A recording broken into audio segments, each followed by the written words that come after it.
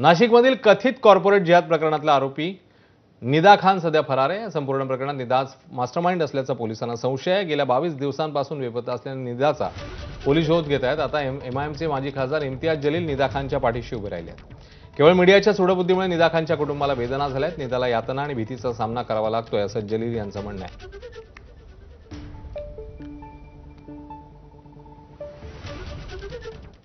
तर नाशिकच्या टीसीएस प्रकरणातील आरोपी रजा मेमन आणि शफी शेखच्या मोबाईलमधला डेटा रिकव्हर झाल्याची माहिती मिळते।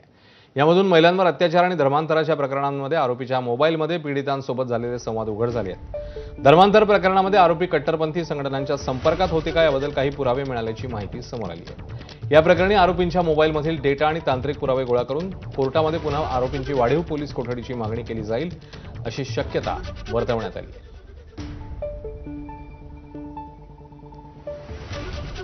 Axis bank